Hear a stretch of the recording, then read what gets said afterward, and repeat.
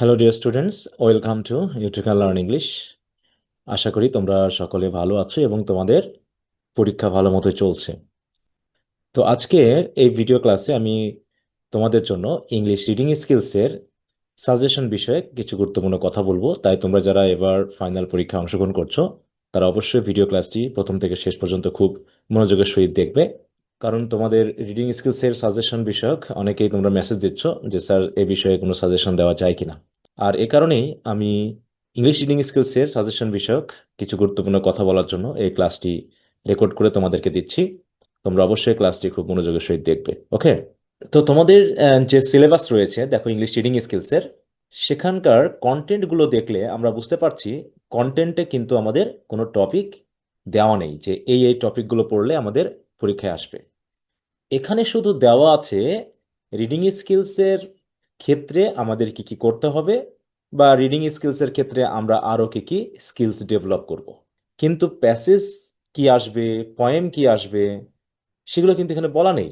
যেমনটা বলা আছে আমাদের ইন্ট্রোডাকশন টু প্রোজ বা ইন্ট্রোডাকশন টু পোয়েট্রিতে, সেখানে আমাদের টপিক বলে দেওয়া আছে। হ্যাঁ, যে সনেট 73 বা দ্য এলিজি, দ্য কলার, হ্যাঁ, দ্য গুড মরো, এরকম ভাবে কিন্তু আমাদের বলে দেওয়া আছে। প্রোজে যেমন বলে দেওয়া আছে of great place, the luncheon, ইত্যাদি ইত্যাদি। রাইটিং স্কিলসেও কিন্তু আমাদের বলে দেওয়া আছে, হ্যাঁ, যে প্যারাগ্রাফ, এসে, ইমেল বা রিপোর্ট, হ্যাঁ, প্রেস রিলিজ। কিন্তু রিডিং স্কিলসে কিছুই বলা নেই। যেটা বলা আছে সেটা শুধু হচ্ছে আমাদের কিছু স্কিলস ডেভেলপমেন্টের মধ্যে, যে একটা প্যাসেজ রিডিং করার জন্য আমাদের কি কি স্কিলস লাগবে এবং রিডিং করতে করতে আমাদের কি কি স্কিলস ডেভেলপ হবে, এই বিষয়টা বলা আছে। তো তার জন্য এখানে আমাদেরকে প্রথমেই বুঝে নিতে হবে আমাদের পরীক্ষায় যে প্যাসেজ বা পয়েম আসবে সেগুলো কিন্তু নির্ধারণ করা নেই, অর্থাৎ এগুলো হচ্ছে আনসিন। তার মানে তোমার জাতীয় বিশ্ববিদ্যালয় রিডিং স্কিলসের জন্য কোনো প্যাসেজ বা পয়েম ঠিক করে দেয়নি। তবে আমাদের বাজারে যে বইগুলো পাওয়া যাচ্ছে রিডিং স্কিলসের জন্য, সেখানে কিছু প্যাসেজ দেওয়া রয়েছে পার্ট ওয়াইজ এবং কিছু পয়েম দেওয়া রয়েছে। এখন সেগুলোই পরীক্ষায় আসবে কিনা এমনটাও কিন্তু জাতীয় বিশ্ববিদ্যালয় বলে দেয়নি। তোমার প্র্যাকটিসের জন্য বাজারে বইগুলো পাওয়া যায়। বিভিন্ন কোম্পানি বিভিন্ন বই বার করেছে এবং বইয়ের ভিতরে কিছু প্যাসেজ দিয়ে রেখেছে। কিছু কিছু ক্ষেত্রে দেখা যাচ্ছে যে প্যাসেজগুলো প্রায় কোম্পানি ভিত্তিক একই। হ্যাঁ, তো এর জন্য আমাদের প্রথমেই মাথায় নিতে হবে যে প্যাসেজ কমন পাওয়ার সম্ভাবনা 50-50।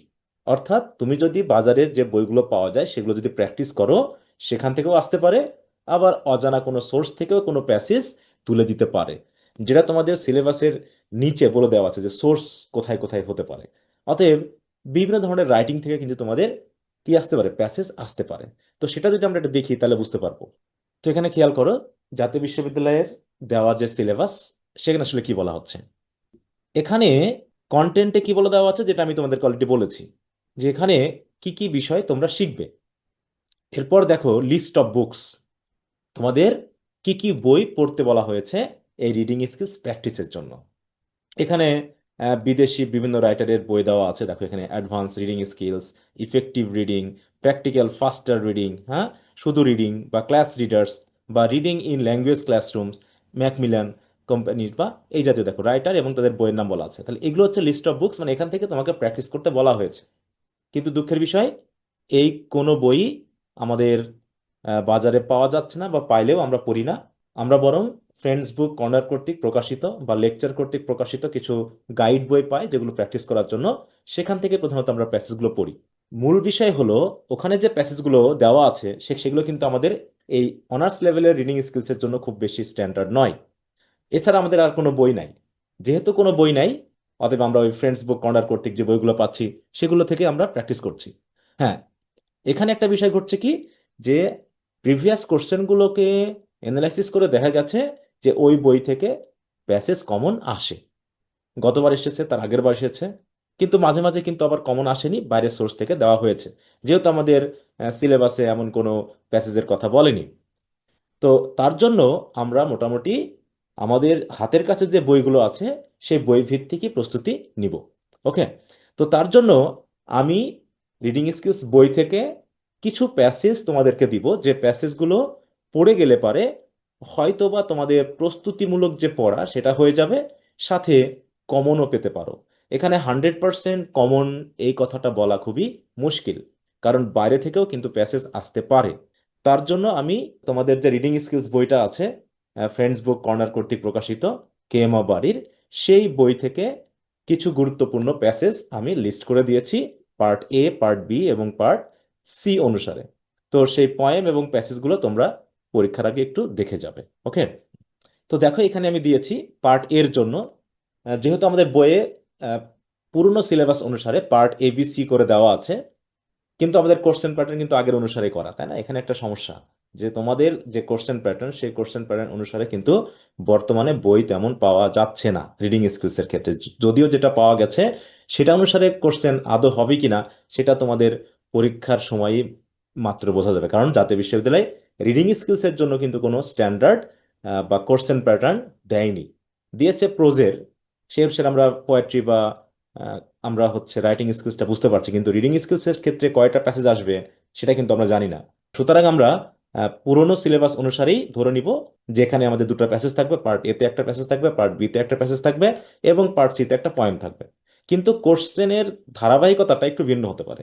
আগে যেমন ছিল ব্রিফ কোশ্চেন, শর্ট কোশ্চেন এবং পয়েমে ছিল ব্রড কোশ্চেন, কিন্তু এখানে যেহেতু একটা কোশ্চেনে 10 মার্ক থাকবে এবং সেই 10 মার্ককে সাবডিভিশন করে দেওয়া হতে পারে, তো সেই জন্য আমি কিন্তু একটা কোশ্চেন তৈরি করেছিলাম আমাদের যে প্রাইভেট ব্যাচ আছে সেই ব্যাচের জন্য। তো সেটাতে যে আউটলাইন আমি তৈরি করেছি সেই অনুসারে তোমরা একটু প্রস্তুতি নিতে পারো। তো এখানে দেখো আমি সেভাবে দিয়েছি, প্রথমে একটা প্যাসেজ, তারপরে হচ্ছে দ্বিতীয় প্যাসেজ এবং তারপরে হচ্ছে একটি পয়েম। এবং কোশ্চেনগুলো খেয়াল করো, প্রথম প্যাসেজ থেকে আমরা তোমাদের আগের বা পুরনো যে কোশ্চেন প্যাটার্ন, সেই কোশ্চেন প্যাটার্ন অনুসারে আমরা এখানে যেটা পেয়ে থাকি সেটা হলো কি ব্রিফ কোশ্চেনের আনসার, যেখানে 1 মার্ক করে থাকতো, তো আমরা এখানে ধরছি হচ্ছে 2 মার্ক করে, 5টা কোশ্চেন আনসার করতে হতে পারে 10। তারপর এখানে যে word meaning, synonym antonym, word formation বা হচ্ছে এখানে যে ট্রান্সলেশন, এই রিলেটেড যে কোশ্চেন থাকে সেই কোশ্চেনগুলো হয়তোবা আমাদের পার্ট এর যে প্যাসেজ সেখান থেকে আসতে পারে। এটা আমরা আইডিয়া করছি, কিন্তু আসলে কি আসতে পারে তা আমরা জানি না, কারণ আহ, বিভিন্ন কলেজের যে টেস্ট পরীক্ষা, সেই পরীক্ষার কোশ্চেনগুলো অ্যানালিসিস করে ঠিক বোঝা যায়নি যে আসলে কোশ্চেন প্যাটার্নটা কেমন হবে, কারণ এক এক কলেজ এক এক রকম করে কোশ্চেন করেছে। তো এই জন্য ভয় পাওয়ার কোনো কারণ নেই। তোমরা যদি প্যাসেজগুলো ভালো করে পড়ে যাও তাহলে কোশ্চেন প্যাটার্ন যেমনই হোক না কেন তোমরা কিন্তু আনসার করে আসতে পারবে। তো সেই ক্ষেত্রে আমরা কি করব, যে আমি যে এখানে প্যাসেজগুলো দিয়েছি সেই প্যাসেজগুলোকে তোমরা একটু মনোযোগ দিয়ে পড়বা, এখান থেকে কমন আসতেও পারে। তা আমি এখানে যেগুলো বলেছি পার্ট এ থেকে, যেটা ব্রিফ কোশ্চেনের জন্য দেওয়া আছে তোমাদের বইয়ে, সেখানে দেখো মডেল 3, তারপর হচ্ছে মডেল 7, মডেল 8, মডেল 10, এইভাবে আমি 10টা মডেল কিন্তু দিয়েছি। এবং এখানে মডেলটা যাতে মিলে যায় বা প্যাসেজটা যেহেতু মেলাতে হবে, এই জন্য অনেকে দেখাচ্ছে তোমরা অন্য বই থেকেও পড়তে পারো।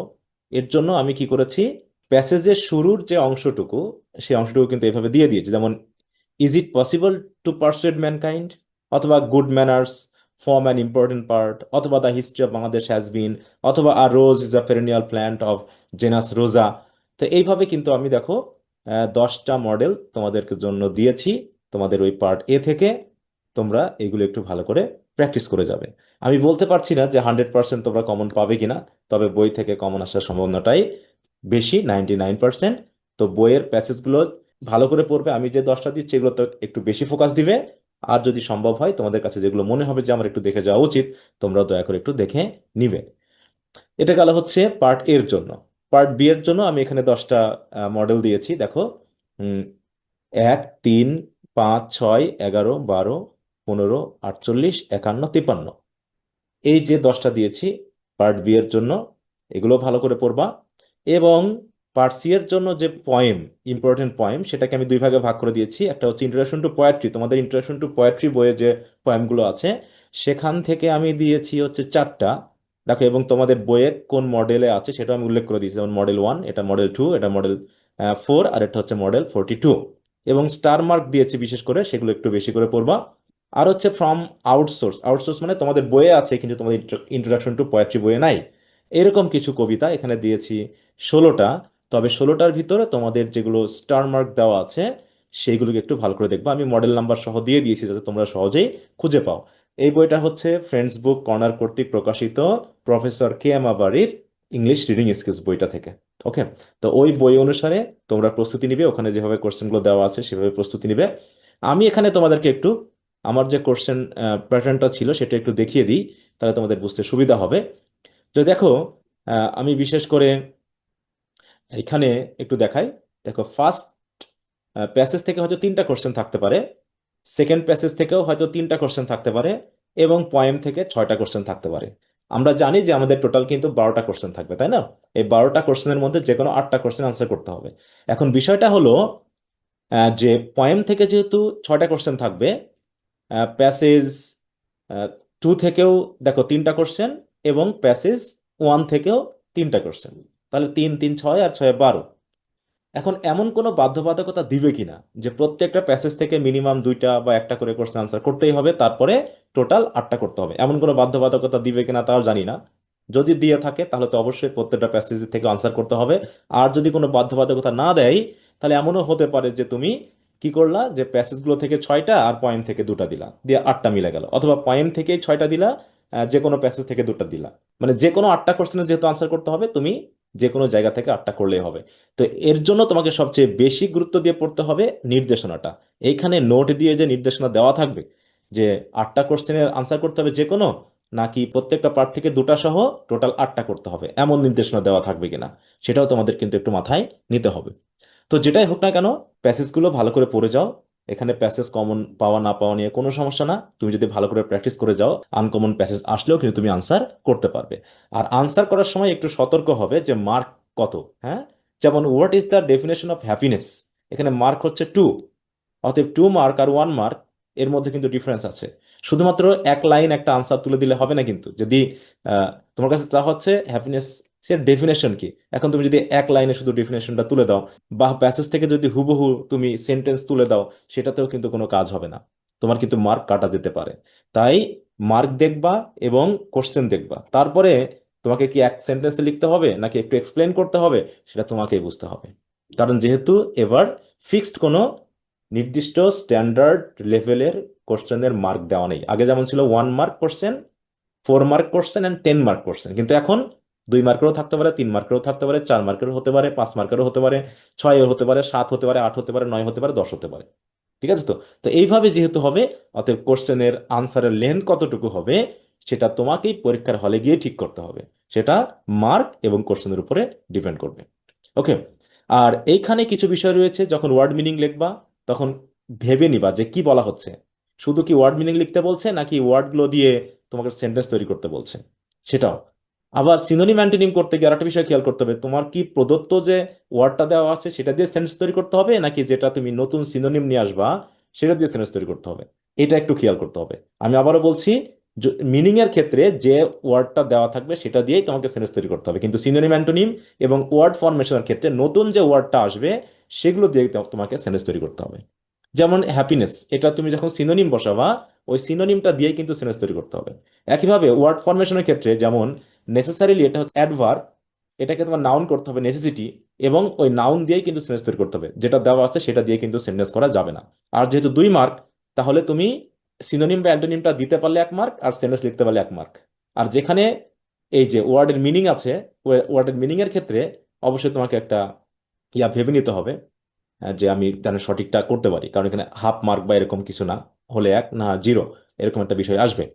তো এই জন্য প্রপারলি লেখার চেষ্টা করবে, স্পেলিং মিস্টেক যত পারা যায় কম করবে। আর সেকেন্ড প্যাসেজের ক্ষেত্রে এখানে মোটামুটি দেখো 2 3 5 10 মার্কের কোশ্চেনটাকে এইভাবে ভাগ করে দেওয়া হয়েছে। আবার কখনো এমনও থাকতে পারে যে summarise the passage in your own words, দেখো পুরো 10 মার্ক, হ্যাঁ, সামারি লিখতে বলা হতে পারে।